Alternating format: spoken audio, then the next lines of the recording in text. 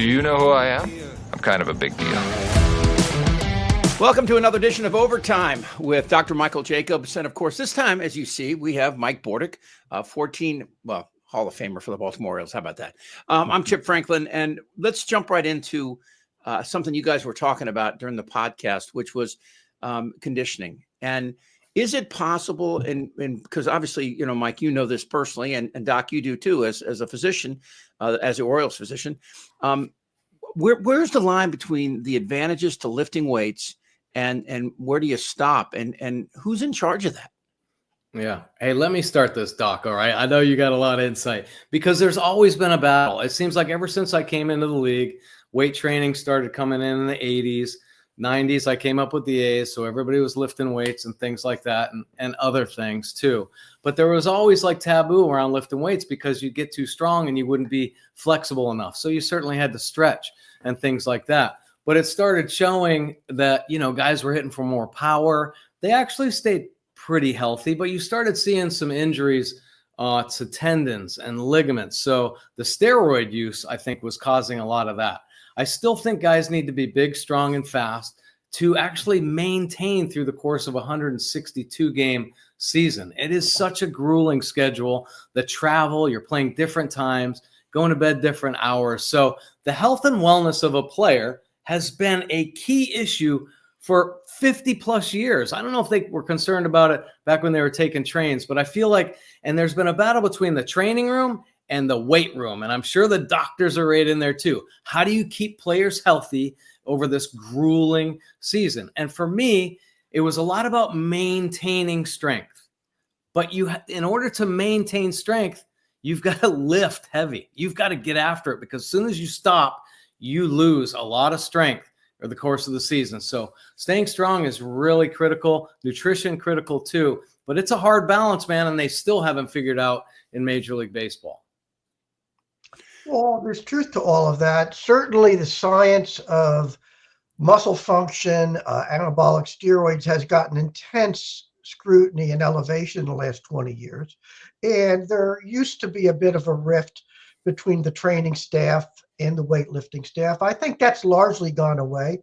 I think, for example, Mike Elias, one of the first things he did was put everybody on the same page and get teams of weightlifter instructors, training staff to be all on the same page. And the communication did improve as they replaced various people there.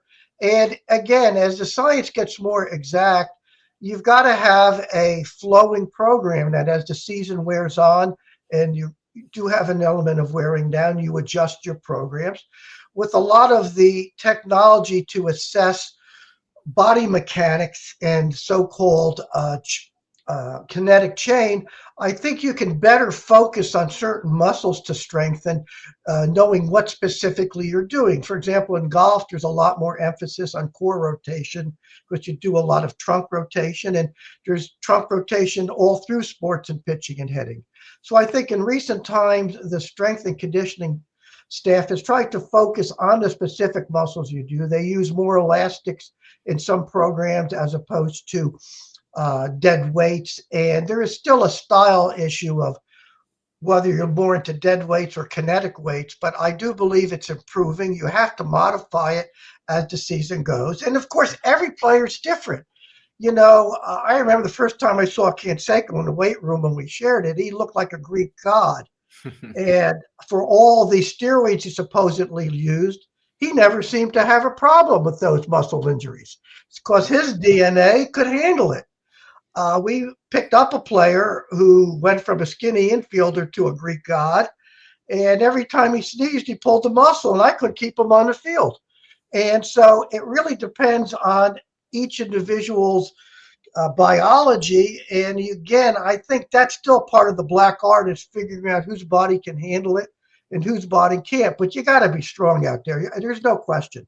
But and in the old days, just remember when I talked to Yastrzemski's nephew or grandson that we had, he said his dad was only about 5'8", but his forearms were this big, and they never got small. So somebody like that probably didn't wear down, as evidenced by his Hall of Fame September in 1967, when I think he hit 470, and they couldn't get him out.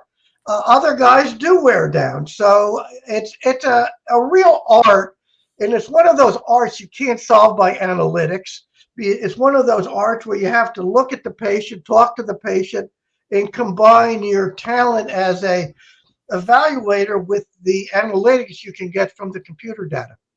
Wow, that's a lot. So in other words, it's an individual thing, right? I mean, how much you want to lift and what kind of shape you want to be in. I remember seeing CC Sabathia with his shirt off once, and I was like, oh my God, right? But the guy was an amazing pitcher. Yeah. Same with Bartolo Colon, and so not everybody has to be ripped to be at that level, And when you start to look at the statistics from 50 years ago and the batting averages and the RBIs and you're not seeing, except for the juiced era and you're not seeing the kind of production you would expect from all this, time in the weight room. I mean, not from the guys that aren't juicing. So at some point you have to ask yourself, what is the best result here we can hope to get from this? How do we, it's kind of like in Moneyball when they say, you don't buy players, you should buy wins. Right. And the best way to buy wins is to buy runs. I was thinking of that yesterday when Mateo got on, or the other day when Mateo got on base, and the whole dynamic changed when he stole. You could tell you were talking about earlier, Mike.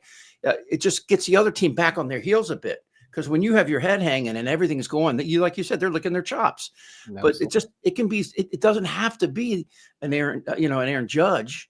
It can be somebody like I don't know. I mean, I don't know. There's guys on the field that you can tell that know how to do that little thing, to get that guy from second to third, to all the little stuff that we grew up watching in baseball. And it seems to me now it's all about velocity and strength.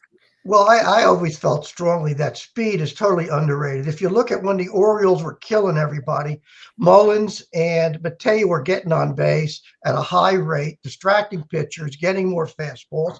And I think speed does it. I always go back to the Big Red Machine. The year before they became that, they had Lee May who hit 30-plus homers, and they couldn't win. They traded them for Joe Morgan. Ken Griffey showed up, and Concepcion, and suddenly they were stealing bases like crazy. And then suddenly they were the Big Red Machine. So there's no question. I think speed's underrated. And if you look at the failures of our wonderful Oriole teams from 14 and in the 90s, we were still basically a station-to-station team. And particularly in the playoffs, that is a problem, because late in the game, they didn't worry about us taking that extra base, and Kansas City in 2014 killed us with that. Yeah. So I think that's all very true. Yeah. It's a head game. Speed kills, that's for sure. What's interesting, though, you talked about runners and, picking up some clutch hits and stuff. The way the game was structured, before, you had RBI guys. You had guys that, were set up in situations that, planned for that. I think a lot of hitters are very similar now in that everybody's trying to hit the one-run home run. You know what I mean? I think the problem with the Orioles is exactly that every hitter is a strong uppercut swinging power hitter, and we don't have the get-on-base guys. I think everybody's going up there, and I do think they see the struggling with the pitching staff, so now they're trying to hit 5-run homers. It's funny, but Doc, it's funny. All the same hitters. I think that's a real problem. They're all 6'4", handsome. They're all huge, but they're all power hitter. They're all fundamentally power hitters. If they're not Aaron Judge, they're still power swings. But like golf, it's such a head game. And you know this, Bordy. Sometimes a home run in a late inning can be a rally killer. Oh, yeah. You'd rather the guy double and have second and third, right? Oh, no doubt. Oh, it just happened the other day. Westberg hit a triple, and they got a sac fly, and that was it. Right. It looked right. But they get a triple with no outs. So think, big inning, sac fly, party's over. I have talked to many a pitching coach who pulls his hair out when we're up by 3 runs and the 9th inning pitcher walks the first guy, and the coach says, I'd rather see him hit a home run, clear the bases, and let's just keep going. And then he starts looking over at first base as if that guy matters. And the other thing you missed with the weightlifting, and I was talking to Alan Mills about this a while back, one of the team was super hot on a guy who looked like Adonis, and everything was great. But no matter how strong he was, Alan said, I've watched this young man play a lot, and the bat doesn't find the ball when they throw it. Yeah. And, you can be as strong as you want, Yeah. But if the bat doesn't find the ball, nothing happens. Oh, no doubt about that. So my wife was in Chicago this past weekend, and she went to a Cubs game. And I'd never been to Wrigley, and she, grew up watching my kids play baseball. So, she gets the game, but she was there sitting next to people in the stands. And she said, I thought my husband was a nerd in Chicago. They knew everything. They knew about injuries. The people were talking about.